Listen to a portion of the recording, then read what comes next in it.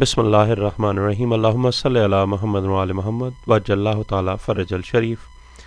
آج کی گفتگو ہم احرا کے خانہ سیدہ فاطمہ سلام اللہ علیہا کے حوالے سے کریں گے، جس میں ہم بی بی سیدہ سلام اللہ علیہا کے گھر پر حملہ اور آگ جلانے کے واقعات کو سنی اور شیعہ کتابوں سے کوٹ کریں گے۔ جیسا کہ سب کو معلوم ہے کہ رسول پاک صلی اللہ علیہ وآلہ وسلم کی شہادت کے بعد ابو بکر کو خلیفہ بنایا گیا۔ حضرت علی علیہ الصلوۃ والسلام اور دیگر بنی ہاشم اور قریش اور کچھ صحابہ کرام نے ان کی بیعت سے انکار اور انحراف کیا، جس پر حسب الحکم ابو بکر عمر بن خطاب نے چند حامیوں کی جمعیت کے ساتھ بنت رسول صلی اللہ علیہ وآلہ وسلم سیدۃ النساء العالمین حضرت فاطمہ زہرا سلام اللہ علیہا کے گھر پر دھاوا بول دیا۔ آگ اور لکڑیاں ہمراہ لے گئے اور بآواز بلند پکارا کہ اس اللہ کی قسم جس کا ایک قبضۂ قدرت میں عمر کی جان ہے، میں اس گھر کو بما ان لوگوں کے جو اس میں موجود ہیں پھونک کر راکھ کر دوں گا، نعوذ باللہ۔ اس پر کہا گیا کہ اس گھر میں تو علی علیہ الصلوۃ والسلام، فاطمہ علیہ الصلوۃ والسلام، حسن علیہ الصلوۃ والسلام اور حسین علیہ الصلوۃ والسلام ہیں۔ تو عمر نے جواب دیا، ہوا کریں، یعنی بے شک ہوں پڑے۔ اس زمن میں یہ بھی لکھا گیا کہ عمر نے دق الباب کیا، اور جس سے بی بی سیدہ سلام اللہ علیہا شدید زخمی ہوئیں، اور اس باب میں بعض نے یہ بھی لکھا کہ گھر کو جلا دیا، بعض کہتے ہیں کہ صرف جلانے کا قصد کیا، بعض فرماتے ہیں کہ بی بی سیدہ سلام اللہ علیہا کو دھمکی وغیرہ دی گئی، جبکہ حقیقت یہ ہے کہ جناب سیدہ سلام اللہ علیہا کے دروازے پر آگ لگا کر اسے گرا دیا گیا، جس سے جناب سیدہ سلام اللہ علیہا شدید زخمی ہوئیں۔ یہ واقعہ پہلے شیعہ کتب سے حوالہ جات اور اس کے بعد سنی کتب سے۔ یہ واقعہ کتاب سلیم بن قیس ہلالی، جو کہ شیعہ مذہب کی مستند ترین کتاب ہے، اور وہ پہلی کتاب ہے جس کے بارے میں امام فرماتے ہیں کہ یہ ہر شیعہ کے گھر میں ہونی چاہیے۔ اس میں صفحہ نمبر 47 اور 48 پر موجود ہے کہ عمر نے ابو بکر سے کہا کہ آپ کو کیا چیز روک رہی ہے کہ آپ علی علیہ الصلوۃ والسلام کو بلا کر ان سے اپنی بیعت منوا لیں؟ ان 4 آدمیوں کے سوا تمام نے آپ کی بیعت کر لی ہے۔ ابو بکر نے عمر سے کہا، میں کس کو حضرت علی علیہ السلام کی طرف روانہ کروں؟ عمر نے کہا، کنفذ کو روانہ کرو، کیونکہ وہ بنی عدی بن کعب کے ایک آدمی کا آزاد کردہ غلام ہے، وہ بدگو، سنگ دل اور خوفناک انسان ہے۔ ابو بکر نے ایک جماعت کے ساتھ کنفذ کو علی علیہ الصلوۃ والسلام کی خدمت میں روانہ کیا۔ کنفذ بی بی سیدہ سلام اللہ علیہا کے دروازے پر آیا اور اندر جانے کی اجازت طلب کی۔ بی بی سیدہ سلام اللہ علیہا نے کنفذ کو اجازت نہ دی، اور کنفذ کے مددگار ابو بکر اور عمر کے پاس جا کر کہنے لگے کہ بی بی سیدہ سلام اللہ علیہا نے ہمیں اندر آنے کی اجازت نہیں دی۔ اس وقت ابو بکر اور عمر مسجد میں تھے، ان حضرات کے گرد لوگ جمع تھے۔ عمر نے کہا، واپس چلے جاؤ، اگر وہ اندر آنے کی اجازت دیں تو بہتر، ورنہ بلا اجازت اندر چلے جانا۔ ان لوگوں نے دوبارہ جا کر اجازت طلب کی تو جناب سیدہ سلام اللہ علیہا نے فرمایا، میں تمہیں اپنے گھر میں داخل ہونے کی اجازت نہیں دوں گی اور تمہیں روکوں گی۔ کنفذ وہیں ٹھہرا رہا، لیکن اس کے ساتھ ہی دوبارہ مسجد میں چلے گئے اور ابو بکر اور عمر سے جا کر کہا کہ حضرت فاطمہ سیدہ سلام اللہ علیہا نے ایسا ارشاد فرمایا ہے اور اپنے گھر میں داخل ہونے سے روک دیا ہے۔ یہ سن کر عمر ناراض ہو گئے اور کہنے لگے، عورت ہمارے معاملے میں کیوں مخل ہوئی؟ استغفر اللہ ربی واتوب الیہ۔ عمر نے ایک جماعت کو لکڑیاں اٹھانے کو کہا، لکڑیاں اٹھوا کر خود عمر ساتھ ہوئے اور جناب امیر علیہ الصلوۃ والسلام جناب سیدہ سلام اللہ علیہا کے گھر کے پاس لکڑیاں رکھوا دیں۔ اس وقت گھر میں علی علیہ الصلوۃ والسلام، بی سلام سلام اللہ علیہا اور آپ کے دونوں بیٹے حسن علیہ الصلوۃ والسلام اور حسین علیہ الصلوۃ والسلام موجود تھے۔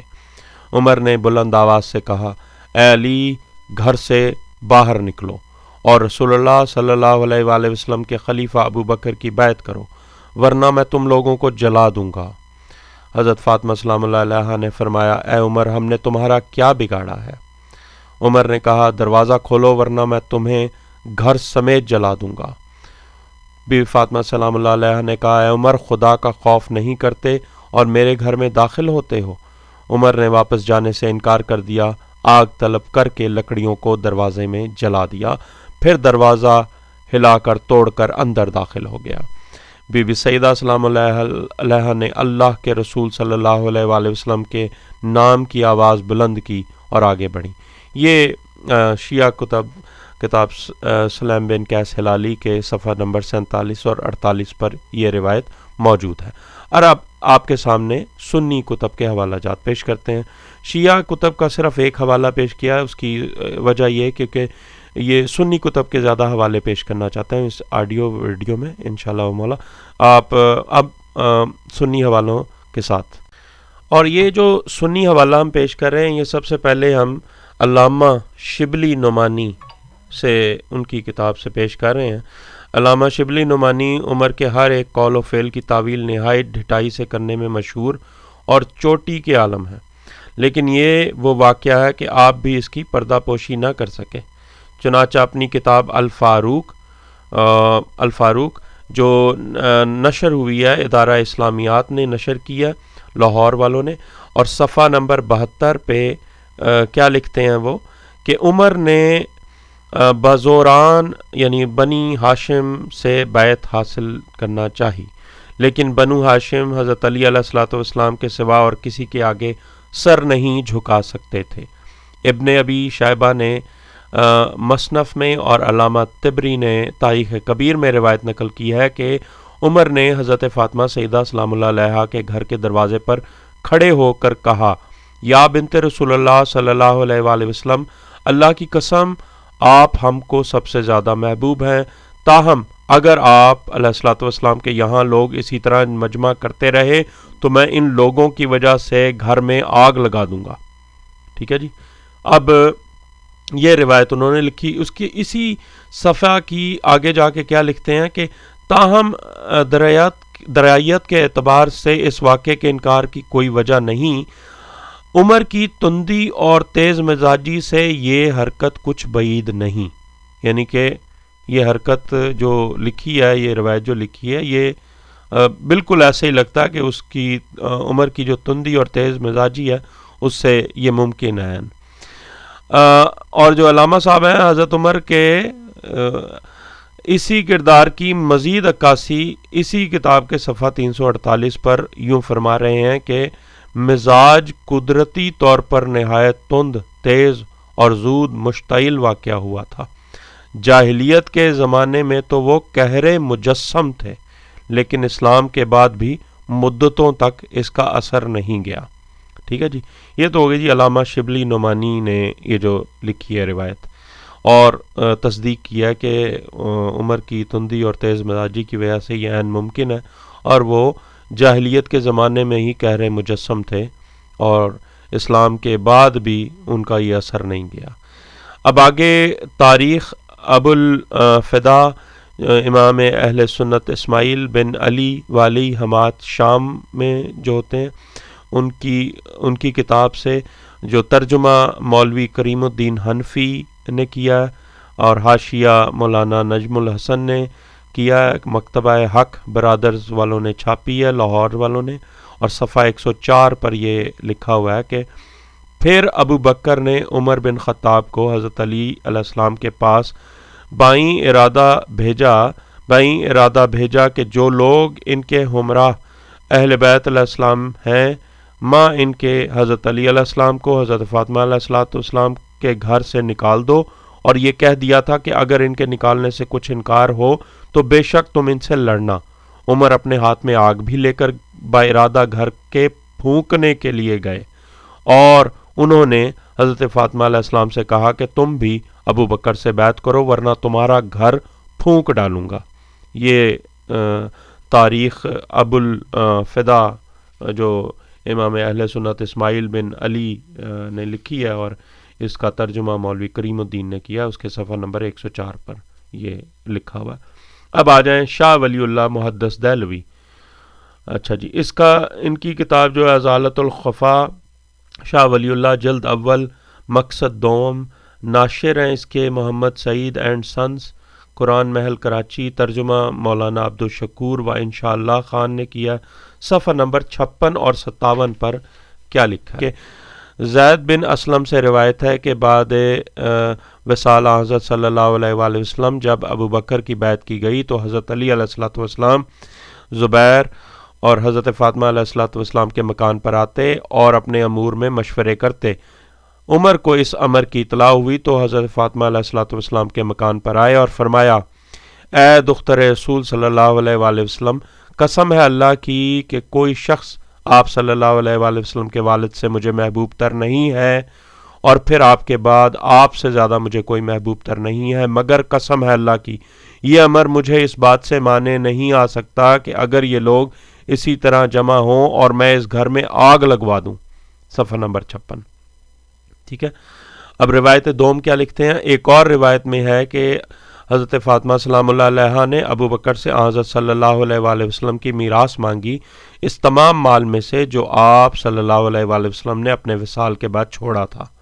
ابو بکر نے فرمایا، حضرت صلی اللہ علیہ وآلہ وسلم نے فرمایا ہے ہم وارث نہیں بناتے، جو چھوڑ جائیں صدقہ ہوتا ہے۔ اس پر حضرت فاطمہ علیہ السلام ابو بکر سے ناراض رہیں یہاں تک کہ وصال ہو پایا۔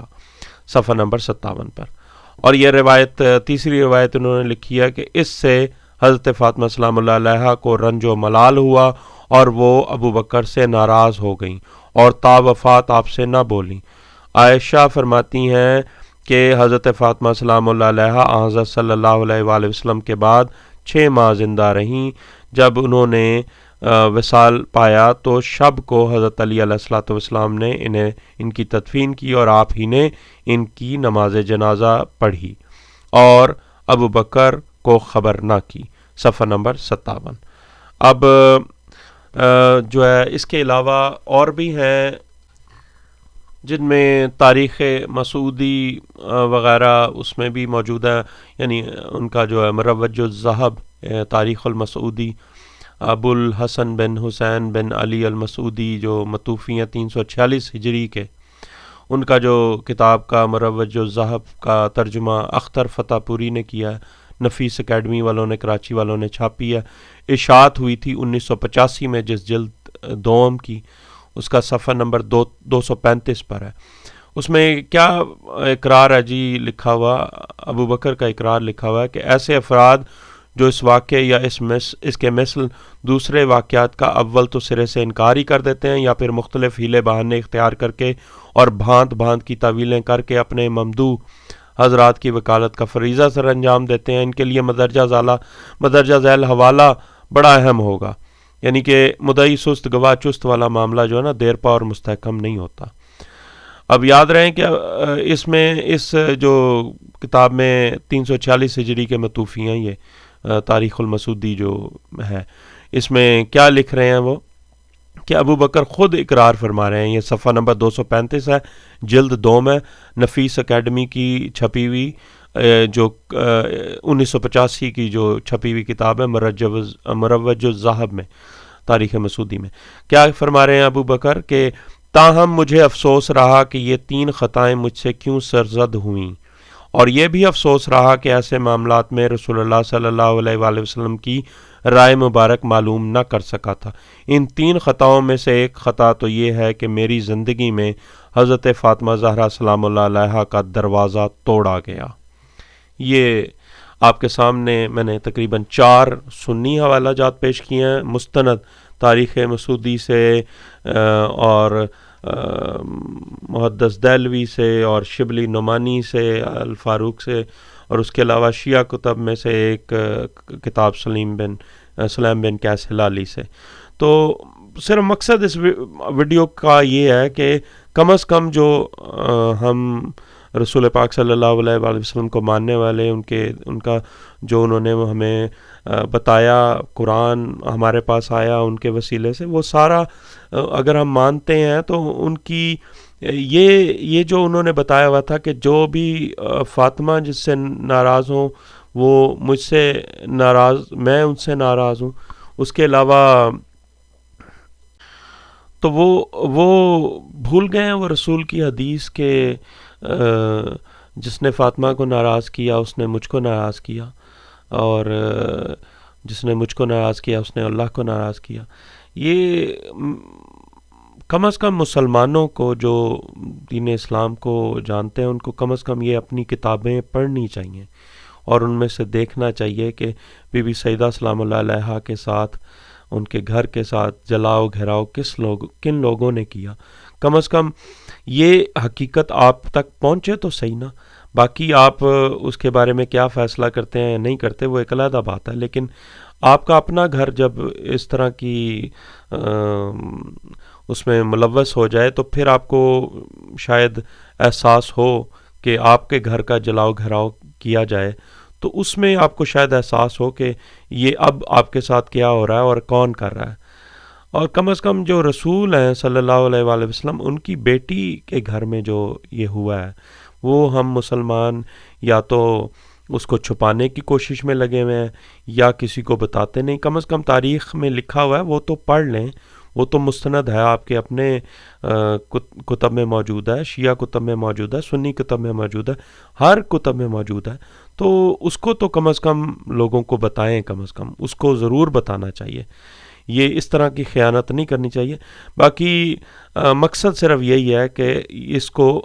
سب لوگوں کو اس سے باور کیا جائے کہ یہ واقعے کی تفصیل سے، اور یہ مستند واقعات یہ لکھے ہوئے ہیں آپ کی کتابوں میں، ہماری کتابوں میں، سب کتب میں لکھے ہوئے ہیں.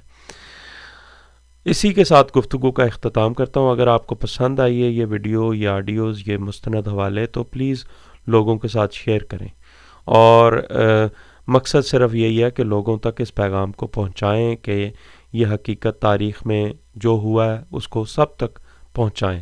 اللہم صلی علی محمد و علی محمد وعجل اللہ تعالی فرج الشریف.